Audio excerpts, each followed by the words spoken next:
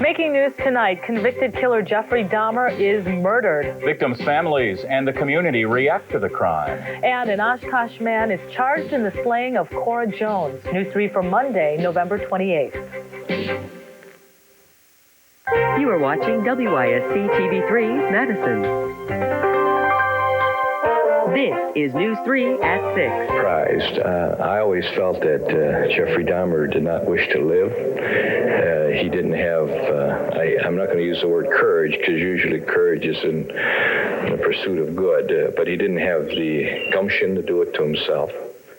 Gerald Boyle, Jeffrey Dahmer's attorney, reacts to his murder today. Good evening, everyone. Serial killer Jeffrey Dahmer is dead, murdered by a fellow inmate at the Columbia Correctional Institution in Portage this morning. A Corrections Department spokesman says Dahmer and convicted killer Jesse Anderson were attacked while cleaning a recreational area at the prison.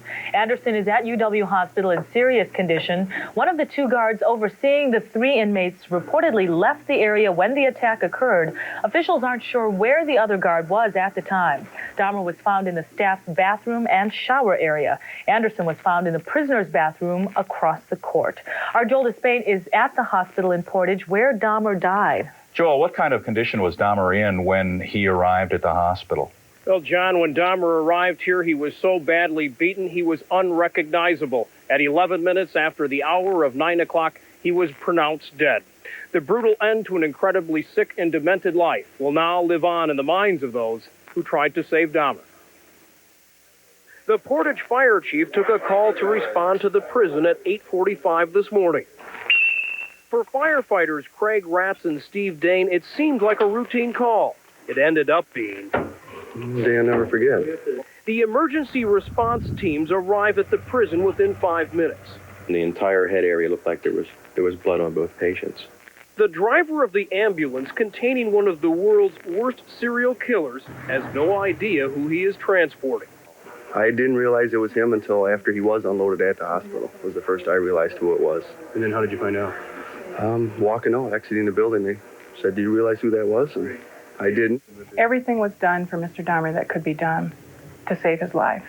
Try as they might, the emergency room team could not save Dahmer. He was dead within 11 minutes. That, of course, there's a certain amount of aura about it, but they have a job to do, and they did their job. Everything went well. Everything went well, regardless of who it is. It doesn't matter who it is. We have a job to do, and that's what we did. Local sheriff's detectives are now investigating a day which, for some, will go down in infamy. Not to over-dramatize it, but certain people will remember what they were doing when they heard about the assassination of the President Kennedy and Lee Harvey Oswald's incident. And I don't know whether it's going to be that famous to other people or not, but some people around here are going to remember what they were doing. What they were doing when Jeffrey Dahmer's life sentence became a death sentence. I'm just hoping this will be the closing of the final chapter for his victims' families.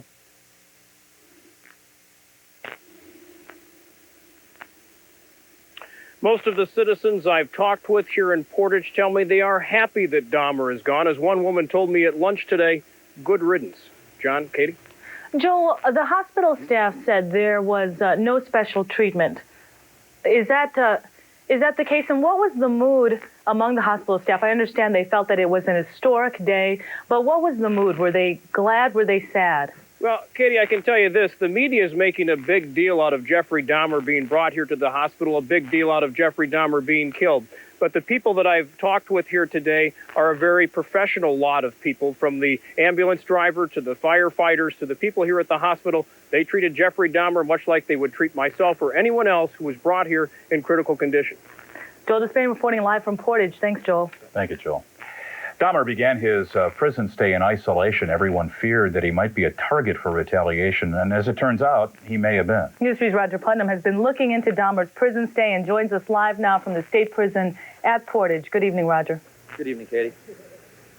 Well, Katie, I'll tell you, Columbia County Sheriff's investigators and the State Department of Justice Crime Scene Unit are both inside prison walls at this hour, as they have been since early this morning. Many questions remain unanswered. The identity of the suspect, motive, and prison security. However, one critical answer was given by corrections officials earlier, and that is that this was not a racially motivated attack. When Jeffrey Dahmer first came to Columbia, prison officials put him in isolation. But in spite of one attack last summer, Dahmer has lived in the general prison population. 3 weeks ago, he and his alleged attacker joined a prison janitorial crew. It was the consensus of all staff involved in the staffing on the unit that he was capable of doing this and that he was safe in doing this activity. This morning, Dahmer and convicted murderer Jesse Anderson and the suspect were cleaning bathrooms near a prison gym. 2 prison guards were supposed to be watching them. Correction officials say one guard left the gym. The other's whereabouts are unknown. However, at 8:10, Dahmer was found unconscious, Anderson badly beaten, and a bloody broom handle lay nearby. Well, that's yet to be determined. We have to look at the facts that were present when this incident occurred to see if we can make sure things of that nature did not happen again. So what do we know about the suspect? We know that he came to here to Columbia in 1992 on a murder one rap. He's from Milwaukee County. He joined the janitorial staff, much like Dahmer 3 weeks ago. There were no reports of incidents between the two prior to today. Considering Dahmer's past and all that he'd done, and the people knew there may be some retaliation involved, why was he in the general prison population? Well, John, quite simply, there's 2 answers to that. One, Dahmer and the prison staff here felt he was not in any kind of danger. And 2, this is one of the more modern, is the most modern maximum security facility in the state, and by its very layout, keeps prisoners separated in different housing units. The suspect and Dahmer were from the same housing unit. All right, Roger Putnam, live via News Star 3 at the Columbia Correctional Institution. Thanks, Roger. Welcome. Dahmer's downfall came in July of 1991. He was arrested after a man fled his apartment and flagged down a police car. Cops found remains of 11 victims in his apartment. On July 25th, Dahmer was charged with 4 counts of murder after admitting he killed 17 people since 1978. On July 26th, 3 cops were suspended. They were at Dahmer's house in May and allowed a 14-year-old naked and bleeding boy to remain with Dahmer, who later killed him. And in September, Dahmer took the insanity defense. Finally, in February of '92, he was found sane and said he still feels the compulsions that made him kill. People all around Wisconsin felt terrible for Jesse Anderson. He's in critical condition tonight. He claimed his wife was murdered in a parking lot. His claim unfolded quickly. The jury found the defendant, Jesse Anderson, guilty of first degree. Courtroom cheering replaced tears and consolation for Anderson. For weeks, he claimed 2 black men attacked him and stabbed his wife in a mall parking lot. The city and state were shocked. And she always was the type of a wife that any man would be proud to have. 3 young kids robbed of their mother in yet another senseless killing in a city that was setting records for murder. Police became suspicious when they learned Anderson checked on his wife's $250,000 insurance policy he had just took out. They dug deeper. Anderson was in debt. And as his wife lay dying, he called the hospital. On Wednesday, the day before Barbara Anderson died, Mr. Anderson said something like, "I want her off life support. I want her off life support now. And if the doctors give me any trouble, I'll kick their ass." Something along those lines. No further questions. Anderson was arrested. A store clerk testified he sold the murder weapon to Anderson a month before the killing. At that trial, a letter from Barb Anderson was read. She told of her husband's anger and threats. Anderson has been denied a new trial. He still maintains muggers did it. In the end, Barb Anderson's 3 children got the insurance money he was after. State law says if you murder your spouse, you don't get their property. The attack at the Portage prison today is sparking a lot of debate. When we come back, the victims' families speak out. That I am happy and very excited that the monster is finally dead. You're watching News 3 at 6 with Katie Sy, John Karcher, meteorologist Janet Pyatt, and Van Stout. It's a day of celebration for some relatives of Jeffrey Dahmer's victims. They say his violent murder is justice, but not all the victims' families agree.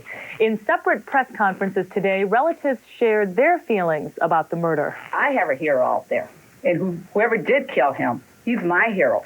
I will be sending a thank you card to this hero from me, Janie Hagan, and the Guerrero family. I'm sorry that happened to Jeffrey Dahmer today, but Jeffrey Dahmer just suffered the same way that he had our children to suffer. I would love for him to just live so he could think about it each day, because regardless of what they say, he had a conscience. He thought about it. I know he did.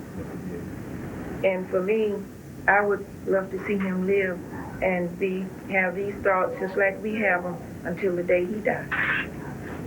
This was too quick. This was just a quick way out. Shirley Hughes' son, Tony, was from Madison. She says Dahmer's death won't end her pain, but she hopes it will end the publicity. Jeffrey Dahmer's stepmother says she hopes the victims' families will be able to find peace now. Sherry Dahmer says her stepson felt he deserved anything he got and did not fear death because of the things he had done. I'm concerned, Jill. I'm concerned with how he'll be handled, but at least he's at peace now. Considering all the pain and suffering Dahmer caused, how do people feel about his death? We sampled reaction today in downtown Madison. He might have had it coming, from what he did. He kind of deserved it, maybe. Other people maybe think not. But me, my personal own belief, I think it was a good thing. Capital punishment should be with due process. This is not due process, and so it's murder. I don't feel any sympathy for him, and I think it's probably good that he's dead so we don't have to pay for him to stay alive. I really don't think it should have gone like that, because he should have served his time. Madison attorney Stephen Eisenberg represented Dahmer since his conviction. Eisenberg assisted Dahmer with civil matters. Eisenberg says he spoke on the phone with Dahmer 4 to 6 weeks ago and saw him in person about 3 months ago. Eisenberg says Dahmer never talked about fearing for his life at Portage. I've met him about 6 or 8 times. I didn't know him personally. I had an attorney-client relationship with him. It wasn't anything more than that. I was surprised that it happened. It's not supposed to happen. Eisenberg learned of the assault from Dahmer's stepmother. She called him this morning to inquire whether he could find out anything for her. Jury selection underway in a case of a man accused of murdering a sheriff's deputy. Charges are filed against an Oshkosh man in the Cora Jones murder. Janet Pyatt's weather has the AMS seal of approval. Well, we may have missed the snow this weekend, but we're getting a taste of winter today. In Madison, we had a high temperature of only 36. The low is our current temperature of 30 degrees. It's 29 here at Channel 3, and as the winds are gusting up to 24, that puts the wind chill factor at 6 degrees. At least it's above zero, but the pressure is low and continuing to rise. Well, here are the snowfall amounts from across the Midwest. Unfortunately, a little late for the hunters, but those who like snow will certainly be happy to have it. Heaviest amount from the storm actually came in from Princeton, Minnesota. They reported 14 inches, while the Twin Cities, the Minneapolis International Airport, only had 5.1. As you can see, we had 2 inches of snow reported in La Crosse, and Viroqua, I think, had 3 inches, but otherwise nothing official in southern Wisconsin, though our weather spotter at Lafarge reported 1.5 inches today. Now, the snow is going to make a difference in the forecast. Temperatures already are much cooler where the snow is on the ground. Temperatures in the lower 20s in northwestern Wisconsin as compared to our 30s around here. And that will cause us a few problems, I think, in the next several days, especially with the western northwesterly wind blowing across the snow. Well, the storm itself is pulling away fairly quickly, and yet obviously the winds are still blowing very hard. Wind gusts are still in the 20 and 30 to 30 mile per hour range, and you combine that with a temperature, and yes, it is cold with the wind chills. We will expect to have low temperatures actually officially in the mid-20s. Some teens, though, will be common as you head up toward the north, and the wind, of course, making it feel much cooler than that. The other thing that's going on, of course, is the snow showers. There's nothing of any great substance out there. They're just in various spots. It should not accumulate all that much, but it will continue off and on through tonight and tomorrow. Forecast then looks for scattered snow showers tonight. It'll be windy with a low temperature at 24. Don't expect to see a lot of sun in the next several days, a peak here and there maybe. High at 35 tomorrow, scattered snow showers. Just mostly cloudy tomorrow night, the low at 21. And Wednesday, guess what? The winds pick up again and our high temperature back up to 36. Don't expect much precipitation with the next storm, but it will bring in at least the possibility of some more clouds. This is the wrong extended, at least wrong days on there. Temperatures will warm up, though. We'll be into the 40s and possibly upper 40s by the end of the week. All right, sounds good. Yeah.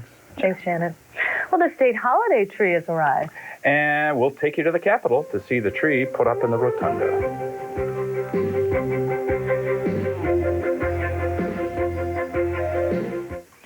An Oshkosh man has been charged with the slaying of 12-year-old Cora Jones. A criminal complaint filed today charges 53-year-old David Spanbauer with first-degree intentional homicide, sexual assault of a minor, and false imprisonment. Spanbauer was charged last week with fatally shooting Trudy Jeske. Investigators say he's also confessed to abducting and killing Ronnie Eichstead. Jury selection underway in a case against a rural Wausau man accused of killing a sheriff's deputy. Marathon County Deputy Jeffrey Sheets was killed in May when he responded to a 911 call at Dale Steinbach's home. The criminal complaint says Steinbach shot the deputy after Sheets told him to leave the area. Tonight at 10, we meet a man who considered Jeffrey Dahmer a thoughtful, considerate man. Reverend Roy Ratcliffe met weekly with Dahmer in prison, where they prayed together. It's hard to really describe him as a nice guy in view of his crimes and whatever, and yet I think it's pretty well summed up by what a prison guard mentioned to me one time as he was escorting me out. He had commented about Jeff. Jeff had just left, and he said, well, despite all the bad things he did, he's really a very decent guy, and I thought that. We'll hear more from Ratcliffe at 10. Several football Badgers earn all Big Ten honors. And Van gets wild and wacky. What else is new? Sports is next. Now, News 3's Van Stout with sports. Well, as they say, 'tis the season, and that means postseason honors at this point in time. And as one might expect, the Badgers dominated the offensive line in the Big Ten postseason race. Raymer, Rudolph, Verstegen, first-team selections. For Raymer and Rudolph, it's the second straight year they've been accorded first-team honors. On defense, Mike Thompson and Jeff Messenger were first-teamers. Messenger is a repeat performer. Nose guard Jason Manecki, a second-team selection. Earning honorable mention, kudos, Fletcher, Hall, Rowan on offense. On defense, it was Unverzat, Sala, Gales, punter Sam Veit.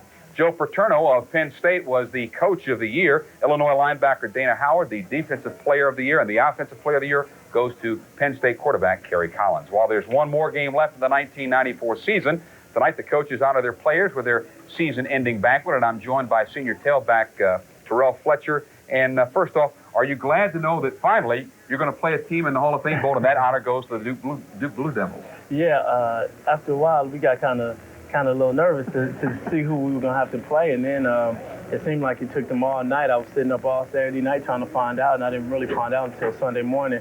So it's good that we have an opponent that's had a tremendous year, and hopefully we can go out and play our brand of football. You being a senior, were you able to go out the kind of way that you had hopefully envisioned back in August? Definitely.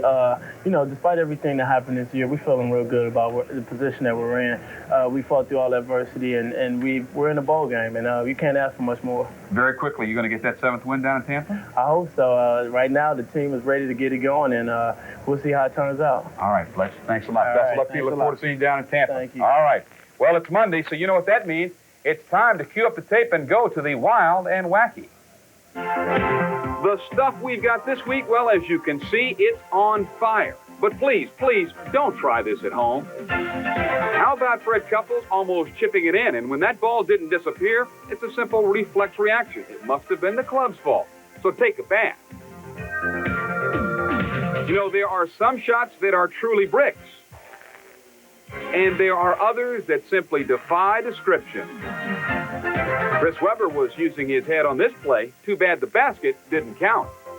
Hustling is one thing, but sometimes you've got to use good judgment. How about this swan dive for 6? The only problem, I think he needs to be swimming rather than playing football. As for this blunder, you can blame it on the shoes. Remember Reggie Torian's fumble in the Badgers' first game? Well, you can now pass the buck, Reggie, to this receiver from Tennessee. The egg is now on his face. Florida State's Bobby Bowden was fit to be tied after their tie against Florida. If you don't believe me, check it out. I've been saying it all year. You all right? Oh, Lord. It ain't funny, Hubert. I've had days like that myself. A couple of basketball notes. UMass, the now #1 team in the Associated Press poll in Wisconsin, goes up from 15 to number 13 in the country. All right, Van. Thank you very much. All right. Thanks, Van. We'll be right back. Welcome to Pick 3. Here are tonight's winning numbers. Catch Pick 3 and loads of excitement Monday through Sunday here on WISC TV3. Thanks for watching. A lot of people out buying their holiday tree this weekend. Yep. Of course, the state holiday tree is now here. It is. It arrived at the Capitol today, and workers are planning a week to decorate. It'll be officially turned on Friday. The 45-foot balsam fir was donated by Langlade County. The decorations for the tree include ornaments crafted and donated by school kids.